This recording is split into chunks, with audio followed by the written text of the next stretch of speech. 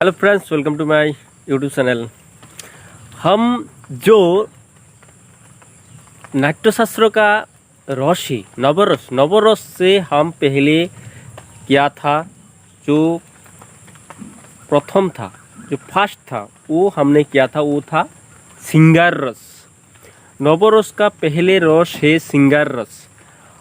हम एक्टिंग कर लिया और थोड़ा सा प्रैक्टिस भी कर लिया। अब हम सेकेंड रस का उल्लेख करेंगे, क्यों ना कि सेकेंड रस का वीर रस। अब तो जानते हो, वीर जिसके अंतर में, इसका जिगर में कोई डर नहीं है, उसको वीर कहती है। अंदर में जो जिसको कोई डर नहीं है, जिसका अंदर में कोई डर नहीं है, उसको वीर कहती है। आप लोग जानते हैं वीर रस। वीर, इससा वीर क्या बोलूं भाई। वीर तो इससा होता है। वीर रस का महत्व बहुत बड़ा है। जो बाहुबली था वो वीर था। इसी तरफ से जो हमारा इंडियन आर्मी है वो भी वीर है। बीएसएफ है, जो हमारा सैनिक है भारत का, वो वीर है। इसी तरफ से जो पहले था हमारा नेताजी सुभाष चंद्र बोसु, महात्मा गांधी और बहुत है, उस लोग वीर है। लेकिन वीर है भगत सिंह, सुभाष चंद्र बोसु, सब ये वीर है। भारत को इसी तरफ से वीरता के साथ अपना लेके आया, भारत का इतिहास बना दिया। नेताजी सुभाष चंद्र बोस ने बहुत बड़ा वीर है। हमारा भारत, प्राचीन भारत में बड़ा बड़ा वीर था, बहुत बड़ा बड़ा वीर था। क्यों ना कि और प्राचीन भारत में चंद्रगुप्त मौर्य बहुत बड़ा वीर था। लेकिन हमारा पहले, बहुत सारा पहले भगवान का अवतार ले किया था। जो था वो वीर था। परशुराम भी वीर था, राम भी वीर था, कृष्ण भी वीर था। ये वीर है। और बहुत भारत का बहुत वीर है। ये एक रस, ये कहाँ से लेके आया? नाट्य कहाँ से लेके आया? जीवन से, सारा दुनिया से लेके आया, जीवन से लेके आया। आदमी, प्रत्येक आदमी में एक एक रस है और ऑब्जर्व करना चाहिए। हम भी थोड़ा थोड़ा ऑब्जर्व करते हैं, हम भी प्रैक्टिस भी करते हैं। वीरता ऐसा वैसा वीर नहीं, इसके दिल में कोई डर नहीं है, वो वीर कहते हैं। बहुत बड़ा बड़ा वीर का उदाहरण है। हम तो इतना नहीं जानते, तो अभी कोशिश करते हैं आपके सामने वीरता का प्रभाव दिखाने के लिए।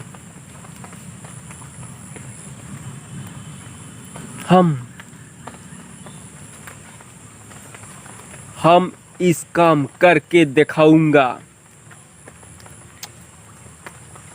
डायरेक्टली बोलता हूँ मैं, डायरेक्टली मैं काम भी करके दिखाऊंगा। ये भी मेरा चैलेंज से आप सभी को सामने दिखाऊंगा मैं एक काम करके। ये एक वीर का उदाहरण है। हम इतना एक्टिंग नहीं जानते, लेकिन ट्राई करते हैं, क्योंकि एक्टिंग करने के लिए तो कैमरा भी चाहती है। इसके कैमरे के सामने एक्टिंग करे और वीरता का प्रभाव देखे। हम इतना नहीं वीरता नहीं जानते, तो अभी प्रैक्टिस करते हैं। भारतवर्ष को हमारा जो सैनिक है भारत का, बहुत कष्ट उठाना है, वो वीर है। भारत को रक्षा करते हैं। इसी तरफ से बहुत तरफ से रक्षा करते। बड़ान में रहती है और आदमियों का सुरक्षा करते हैं। इसी तरफ से वीर, वो वीर रस है। हम आप सब लोग वीर, उसका इमेजिनेशन करके वीरत्व दिखाना है। हम तो एक काम करके दिखाऊंगा, जिस तरफ से हो, हम एक काम करके दिखाऊंगा आपके सामने। हम तो एक काम करूंगा, निश्चित है। हम काम करके दिखाऊंगा। उसका प्रैक्टिस करते हैं हम। वीर कैसे हो? वीर तो बहुत पावरफुल होते हैं, किसी के डरते नहीं, किसी को कुछ भी करते नहीं, सिर्फ वीरता है उसके अंदर में। हीरोइज्म ही हीरोइज्म।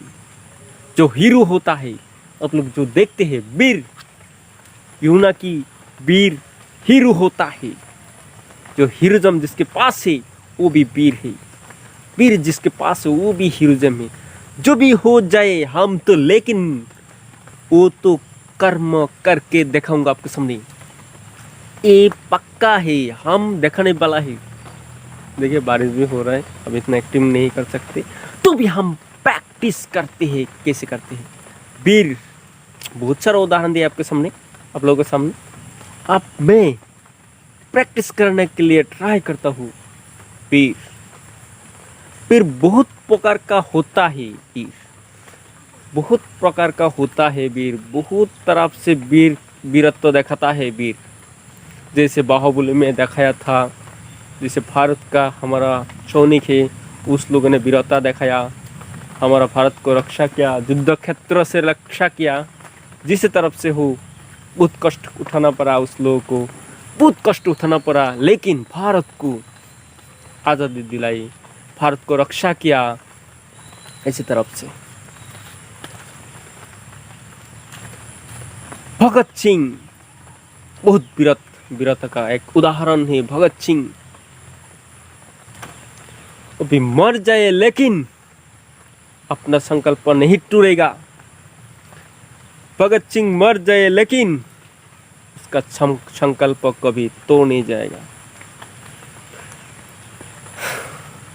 भगत सिंह ने कहा हमको जो भी करना पड़े, लेकिन हमको कोई मालूम नहीं, लेकिन हमारा उद्देश्य तो मैं सफल करके रहूंगा, ये ही मेरा वादा।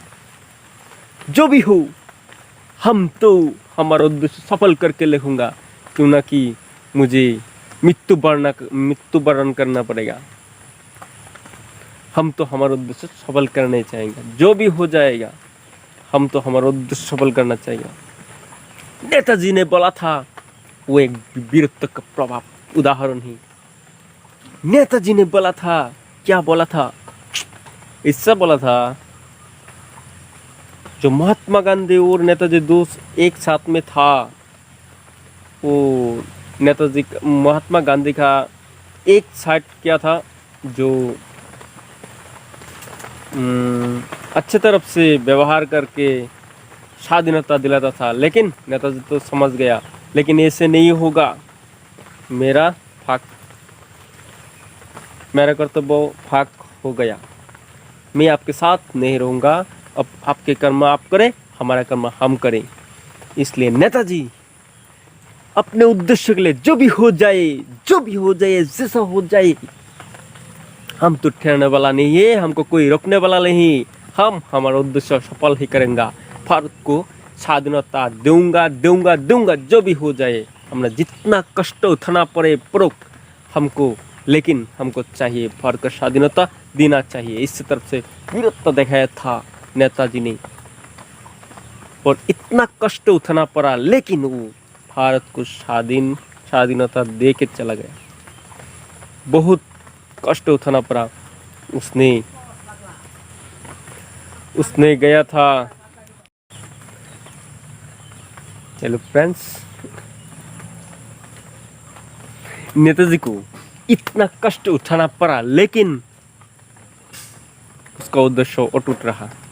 अभी जो करना चाहा, अभी बहुत कष्ट उठाना पड़ा, लेकिन करके दिखाया। बहुत कष्ट उठाना पड़ा उसको। वो गया था, बहुत कष्ट से गया था, वो इंडिया छोड़ के गया था। इंडिया में इंग्लिश ने उसको जेल में सुमा दिया था, लेकिन जेल से बाहर होकर वो एक रात में पार हो गया इंडिया, और अफगानिस्तान से वो रशिया से जर्मन से जापान, जर्मन में जाके जैसे हो अपना वीरत्व दिखाया था उसने।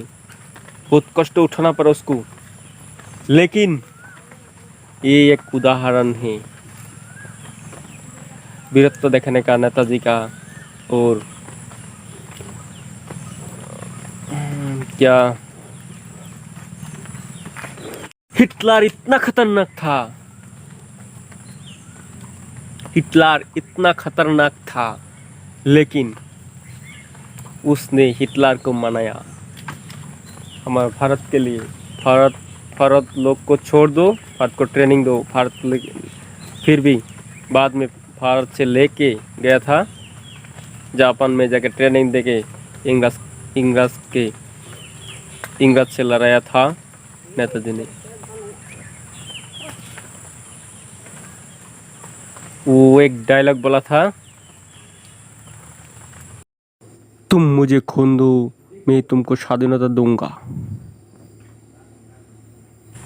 वो एक वीरत्व का प्रभाव है, वो एक वीरत्व का प्रभाव है, वो एक हीरोइज्म है, वो हीरो का एक प्रभाव था, ऐसा था।